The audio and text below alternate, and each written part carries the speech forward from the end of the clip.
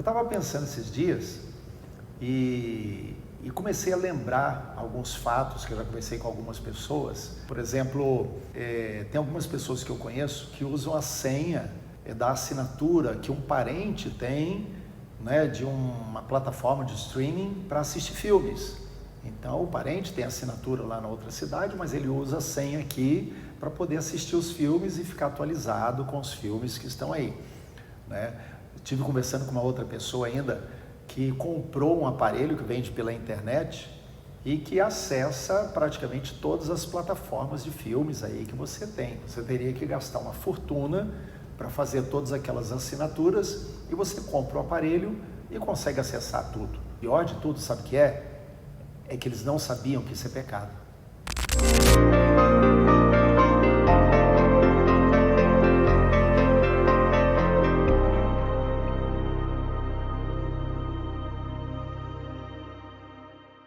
Hoje nós queremos falar um pouco sobre pirataria. E é isso mesmo, pirataria. Piratas que oram. Em outras palavras, piratas crentes. Mas primeiro a gente tem que definir o que é pirataria. Pirataria significa a prática de roubar uma carga ou atacar os passageiros de uma embarcação. Isso aí a gente vê dentro da história, até em algumas partes, em alguns mares ainda, né, navios de carga estão sendo atacados nesses nossos dias aí. Também pode ser o desvio de um avião para fazer reivindicações, também é chamado pirataria. Mas nós podemos também chamar de pirataria a produção ou o uso de cópias ilícitas de materiais protegidos por copyright.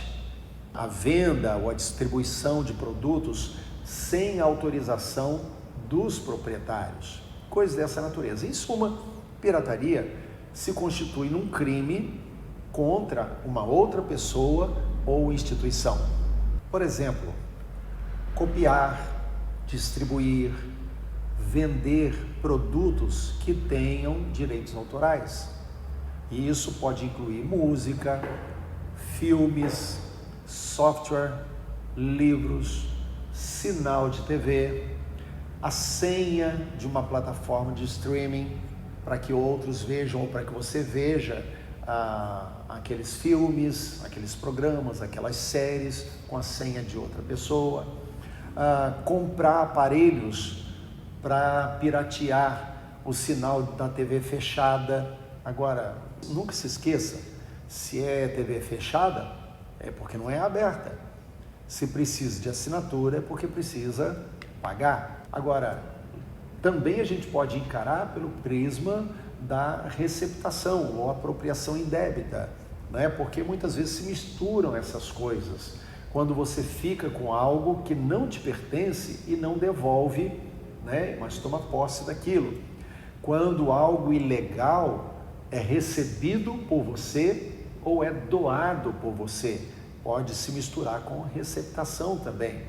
Por exemplo, só existe roubo de carro hoje porque existem receptadores de peças de automóveis roubados. Então, receptação tem a ver com receber aquilo que é ilegal. Então, é a receptação por quem compra e receptação é crime, né? Aquilo que está liberado de direitos autorais não tem problema, né? Por exemplo, música. Vamos colocar da seguinte forma. Pela lei, a música, ela é liberada, ou seja, ela passa a ser de domínio público, qualquer um pode usar a música sem pagar nada. Ela é liberada 70 anos depois da morte do autor ou autores daquela música. Então, somente 70 anos depois que os autores morrem, é que ela se torna domínio público. E assim, todos podem usar, copiar e sem problema. Algumas pessoas, cristãos principalmente, usam alguns argumentos e eu quero abordar isso aqui um pouquinho para a gente pensar. Argumentam assim: mas eles estão roubando porque estão cobrando caro, né? Usa esse argumento. Então o outro não tem o direito de cobrar o preço que ele achar que deve. Se você não dá o valor que ele está pedindo, não compre. É simples assim. Mas, por exemplo, um cristão diz assim: é obra cristã. Se foi Deus quem deu, não pode cobrar. De graça recebeste, de graça dai. Então, se Deus deu, mas aquela pessoa cristã, ela não quer dar, ela quer cobrar, é um problema dela com Deus. O problema é daquele que está cobrando.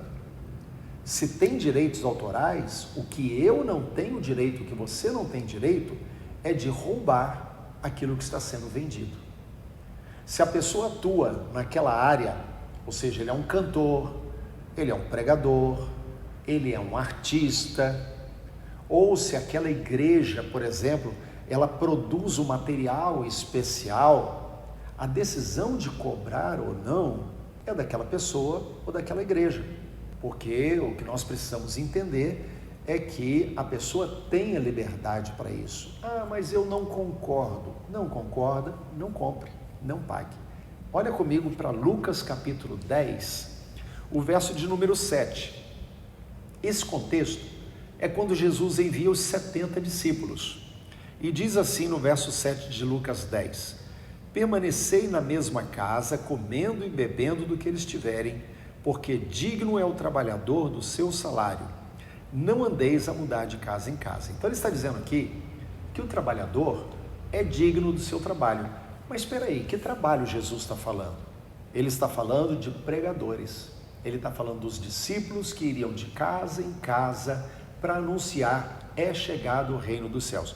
Basta você olhar para Lucas capítulo 10, o envio dos 70, e você vai ver que esse é o contexto.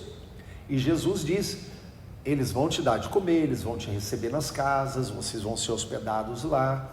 Então, o trabalhador é digno do seu salário. Está chamando de trabalhador aquele que está atuando em prol do Evangelho. E Jesus está dizendo que é digno receber. Então, precisamos ter isso em mente. Uma outra coisa que a gente precisa ter em mente também é o que Paulo fala lá em 1 Timóteo, no capítulo 5, verso 17, que ele diz assim: devem ser considerados merecedores de dobrados honorários os presbíteros que presidem bem, com especialidade os que se fadigam na palavra e no ensino. Pois a palavra, a Escritura, ela declara: não amordaces o boi quando pisa o trigo, e ainda, o trabalhador é digno do seu salário. Então, é interessante a gente observar isso. Eu vou pegar um outro texto, que ele é paralelo, porque os dois textos, tanto de 1 Timóteo, quanto 1 Coríntios 9, versos 9 e 10, eles se espelham lá no Velho Testamento, na lei de Moisés. Então, ele está trazendo o princípio do Velho Testamento para o tempo do Novo Testamento. Então, em 1 Coríntios 9, do 9 e 10, diz assim: porque na lei de Moisés está escrito: não atarás a boca do boi quando pisa o trigo. Acaso é com bois que Deus se preocupa? Ou é seguramente por nós que ele o diz? Certo que é por nós que está escrito: pois o que lavra cumpre fazê-lo com esperança. O que pisa o trigo, faça-o na esperança de receber a parte que lhe é devida. Ou seja, quando ele diz assim: não ate a boca do boi enquanto ele está pisando o trigo, enquanto ele está trilhando, enquanto ele está esmagando o trigo, ele está dizendo, em outras palavras, assim: permita que ele coma um pouco daquilo que ele está produzindo. Em outras palavras, Paulo está falando de si mesmo, do seu ministério apostólico e daquilo que as igrejas faziam em relação a ele, porque as igrejas contribuíam e mantinham financeiramente o ministério do apóstolo Paulo. Então, ele está dizendo claramente aqui que isso é legítimo e que aquele que trabalha em prol do Evangelho também deve viver do Evangelho e é legítimo receber do trabalho que ele faz para o Evangelho. Então, isso é importante a gente ter em mente. E eu volto a dizer, se você não concorda com isso, é simples: não consuma, não compre, mas não roube também. Vender, ter lucro com pirataria é pecado. Eu quero chamar a atenção porque muitas vezes no meio cristão isso acontece. Como assim? Por exemplo, roupas, perfumes, eletrônicos e outras coisas. Às vezes você vai num lugar, numa loja, numa barraquinha de rua, e você compra uma cópia barata daquele que era original. Ou seja, aquele perfume original ele custa muito caro. Mas tem alguém que tem o perfume que se parece muito com aquele e coloca até etiqueta dizendo que é aquele, mas vende muito mais barato. E isso é crime e é pecado. Então, lembre-se sempre disso, a Bíblia não respalda, ela autoriza aquele que trabalha a receber o seu salário e o seu lucro, e não respalda o furto em hipótese alguma. Veja, por exemplo, o que diz Jeremias, capítulo 22, o verso de número 13. Ai daquele que se vale do serviço do seu próximo e não o recompensa, e não lhe dá o pagamento devido. Eu quero ler outra vez aqui e chamar a atenção para o texto, porque é a Bíblia que está falando. Ele diz, ai daquele. Então Deus está fazendo uma ameaça. Ai daquele que se vale do serviço do outro. Como? Que serviço? Aquele que produziu o filme, aquele próximo que produziu a música, aquele próximo que se gastou preparando aquele estudo, aquele curso que está na internet, aquele próximo que produziu aquele material especial para o ministério infantil ou para outro ministério da igreja. Ele está dizendo aqui, ai daquele que se vale do trabalho do outro e não o recompensa e não paga o que é devido. Ele usa a expressão devido porque ele está dizendo, é justo pagar, então pague. Se não pagar, estará devendo, porque é devido. Então, se você precisa muito e realmente tem poucas condições de adquirir coisas mais caras, busque alternativas mais baratas. Busque outras formas, produtos com licença aberta. Por exemplo, muitas igrejas hoje usam um programa de projeção chamado Hollytics. Você pode procurar outros caríssimos, você vai pagar 2.000, 3.000, 5.000 reais por um programa de computador para fazer projeções profissionais na igreja. Mas se você não tem esse dinheiro, então vai usar o quê? Vai usar uma licença aberta, como eu citei, um programa de projeção que todos podem usar e é autorizado fazer cópias. Então, da mesma forma, existem livros assim, existem produções assim, existem músicas assim, que se pode usar, um programa de computador, você precisa. Então, é preferível você usar um produto de licença aberta do que roubar aquilo que tem direitos autorais. Há pessoas, por exemplo, que usam PDFs, Você vai na internet, você encontra direto livros em PDF, mas se você for procurar, o livro está à venda nas livrarias. Ora, se ele está à venda, então aquele PDF não é autorizado. E você baixar o PDF ou fazer a cópia do livro para ter aquele material sem pagar o direito do autor e da editora, da livraria, isso se constitui crime, isso se constitui pecado. Usar o serviço do seu próximo sem recompensá-lo. Então, até mesmo nas escolas, isso acontece, entre alunos muitas vezes isso ocorre porque ficar comprando todos os livros fica caro. Muitas vezes chega nas nossas mãos produtos, estudos, na minha mão chega estudos cristãos e vem como cópias.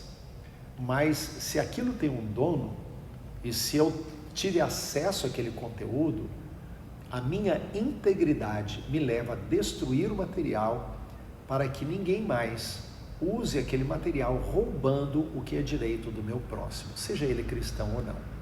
Então, pirataria não está na Bíblia. Um cristão não pode ser pirata. E pirata que ora não existe.